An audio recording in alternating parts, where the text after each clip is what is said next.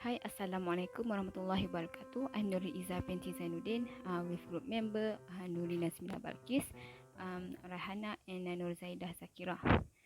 Okay, today our group will be presenting about the comparison of ideas between Islamic scholars Ibn Khaldun and Western scholars Karl Marx.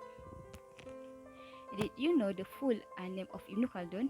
He is Abdul Rahman Ibn Mohamad Ibn Khaldun. Ibn Khaldun was born in Tunis on 27 May 1332 or 1 Ramadan 732 Hijrah. He received a traditional education that was typical for one of his family's rank and status. He learned first at the hand of his father, who was a scholarly person and not involved in politics like his ancestors. He memorized the Quran, learned grammar, jurisprudence, hadith, rhetoric, and philology and poetry. As Ibn Khaldun relates in his autobiography Al-Ta'rif bi Ibn Khaldun, the family claimed descent from Khaldun, who was of Saudi Arabian stock and had come to Spain in the early years of the Arab conquest and settled in Carmona. The family subsequently moved to the Sevilla. Play an important part in the civil wars of the 9th century and was long reckoned among the three leading houses of that city. In the course of the next 4 centuries, the Ibn Khalduns successfully held high administrative and political posts under the Umayyad, Al-Maurvid, and Al-Mohad dynasties. Other members of the family served in the army, and several were killed at the Battle of Al-Zalaqa in year 1086, which temporarily halted the Christian reconquest of Spain. But the respecters won proof shot at in 1248, just before the fall of Sevilla and Cordoba. The Ibn Khalduns and many of their countrywomen judged it prudent to cross the Straits of Gibraltar and landed at Sabta, now is Ceuta, a Spanish exclave on the northern coast of Morocco. Okay. In his lifetime, he served a variety of sultans in Tunis, Morocco, Spain, and Algeria as ambassador, chamberlains, and members of Scholars' Council. He also spent 2 years in prison in Morocco for suspicion of participating in rebellion and his belief that state rulers were not divine rulers. After being released and promoted by a new ruler, he again fell out of favor and he decided to go to Granada. So Ibn Khaldun had served as the Muslim ruler of Granada in Fez and Granada's Prime Minister, Ibn al-Khatib. Ibn al-Khatib was a renowned writer and a good friend to Ibn Khaldun then. Okay. After approximately 2 decades of political activity, Ibn Khaldun returned to North Africa, where he undertook an intensive 5-year period of study and writing. Work produced during this period increased his fame and led to a lectureship at the Center of Sociological Thought and Historical Observation. By the time he died in year 1406, Ibn Khaldun had produced a corpus of work that had many ideas in common contemporary sociology. He was committed to the scientific study of society, empirical research, and the search for causes of social phenomena. He devoted considerable attention to various social institutions, for example, politics and economy, and their interrelationship. He was interested in comparing primitive and modern societies. Ibn Khaldun has not had a dramatic impact on modern sociology, but that may change as scholars in general and Islamic scholars in particular rediscover his work and outline its relevance to contemporary sociology. Then I moved to Karl Marx. The full name of Karl Marx is Karl Heinrich Marx, and he was born on 5 May 1818 in Trier, Western Germany, and he was the son of a successful Jewish lawyer. Both of his parents were from rabbinical families, but for business, his father converted to Lutheranism. Marx studied law in Bonn and Berlin, but was also introduced to the ideas of Hegel and Feuerbach. In 1841, he received a doctorate in philosophy from the University of Jena. In 1843, after a short spell as editor of a liberal newspaper in Cologne, Marx moved to Paris, a hotbed of radical thought. There he's become a revolutionary communist and befriend his lifelong collaborator Friedrich Engels. Expelled from France, Marx spent 2 years in Brussels, where his partnership with Engels intensified. They co-authored the pamphlet The Communist Manifesto, which was published in 1848 and asserted that all human history has been based on class struggle, but that this would ultimately disappear with the victory of the proletariat. Marx was married to his childhood sweetheart, Jenny von Westphalen, who was known as the most beautiful girl in Trier. On June 19, 1843, she was totally devoted to him, and then they had 7 children. In 1849, Mark moved to London, where he was to spend the remainder of his life. For a number of years, his family lived in poverty, but the wealthier Engels was able to support them to an increasing extent. Gradually, Marx emerged from his political and spiritual isolation and produced his most important body of works, Das Kapital. The first volume of this Bible of the working class was published in his lifetime, while the remaining volumes were edited by Engels after his friend's death. Okay. In his final years, Karl Marx was in creative and physical decline. He spent time at health spas and was deeply distressed by the death of his wife in 1881, and one of his daughters then died in 1882. Lastly, he died on 14 March 1883 and was buried at Highgate Cemetery in London. Assalamualaikum warahmatullahi wabarakatuh. I'm Zaidah Zakirah Binti Mohamad Zaidi, metric number 2111910. Today I'm going to explain about Ibn Khaldun's idea based on Islamic perspective. So basically, Ibn Khaldun's idea on society is about asabiyah. Okay, what is asabiyah? Asabiyah is referred to social solidarity with an emphasis on unity or group. The Asabiyah is a key concept of his theory on social change and politics. According to Ibn Khaldun, the spirit of Asabiyah or solidarity is very important to form a strong and successful nation. What is meant by solidarity is a bond of the descent of a nation.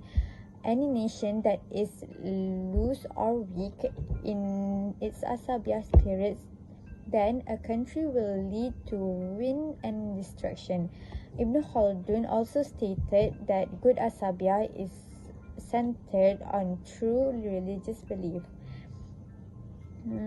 Any country that eliminates religion beliefs by simply adhering its asabiyah alone, then a country will also be prone to misguidance, because it is the teaching of religion that lead to the right path by limiting and restricting what its nation and country should do.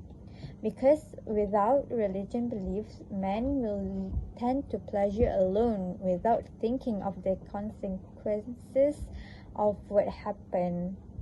In other words, religion is a driver from error to a path of truth.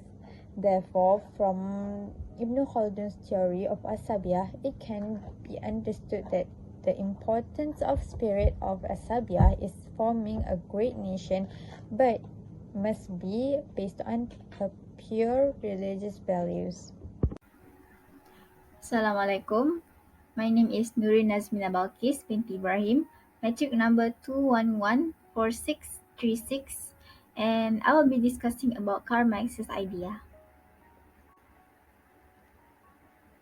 And as we all know that Karl Marx lived in an industrial revolution era, he as a sociologist had seen his society and made a claim that history is a constant clash between conflicting ideas and forces. He also said that in every history, there will always exist a group or more group that is greedy for money and want to rule the society as a top. In most of Karl Marx's theory, he uses Marxism, a method that uses materialist interpretation of historical development, known as historical materialism. Most of this method is used to understand the class relations and social conflicts. Therefore, using the method that Karl Marx has made, he used the method to study about his society in the Industrial Revolution era. In Karl Marx's observation of his society, he came out with a theory called class conflict theory. And in his theory, he came out with two types of classes, the one at the top and the one at the bottom. The one at the top, we have the bourgeoisie, or the ruling power. They are the ones who control the production incomes, and they are also the owner of the tools, factories, lands, and money. In the era, the bourgeoisie are also called as capitalists, which we could see in the literature and the books of the old European. And then we have the bottom class, called proletariat, or the working class. They are the people who make and produce productions for the bourgeoisie and for the people. They sell their labor to have some money for themselves and for the family. That is how they continue their livelihood. The proletariat are mostly being exploited uncontrollably by the bourgeoisie almost every day to make more productions every day. Karl Marx's belief that the more exploitation to proletariat happens, the more severe their depression becomes. Then, after these overlapping problems became more severe, this could create a term called workers' alienation, or a feeling of helplessness and powerlessness against other people and themselves. In this case, we apply it for the proletariat cannot go against the bourgeoisie. Marx predicted that eventually the working class will revolt against bourgeoisie and create their own free country because they have grown for a thinking mechanism that wanted to free themselves from the suffering.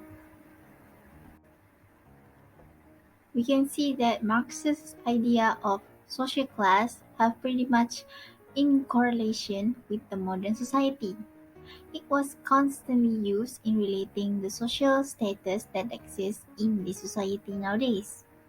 We can take for example in a shopping mall, there exist two types of classes, the ruling class and the workers.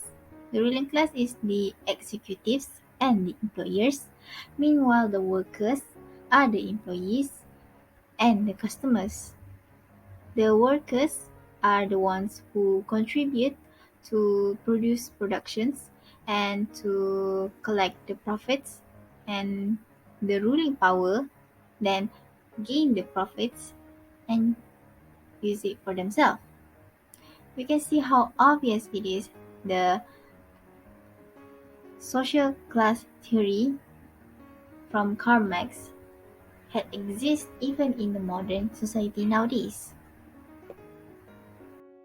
Assalamualaikum warahmatullahi wabarakatuh. My name is Raihana Binti Kadir. My metric number is 1812180. And for my part, I will be presenting on the comparison between Ibn Khaldun's idea, which is the Islamic perspective, and between Karl Marx, which is the Western perspective. So, from the Islamic perspective idea, which is Ibn Khaldun's idea, he believed that the existence of God, which is Allah, is the main factors that contribute to the excellencies of society civilizations. Where Ibn Khaldun even refers to Quran and Hadith as his main source to study the human civilizations. Secondly, Ibn Khaldun believed that to understand the barriers that cause civilizations to face difficulty in their excellencies of civilizations is to study what is the cause of their barriers. And lastly, Ibn Khaldun believed that reference to history is very important than just merely to understand on the metaphysics and sciences to build civilizations. So, on the side of Western civilizations, which is Karl Marx's ideas, he believed that religions is not related to the excellencies of human civilizations, where he does not put God to any relatable influence that makes one civilizations powerful. Instead, he counts materials and status as the enhancings of greatness of society's civilizations. For that, Karl Marx believes that what matters the most is the advancements of technology, which is based on industry and science that contribute to the excellencies of human civilizations.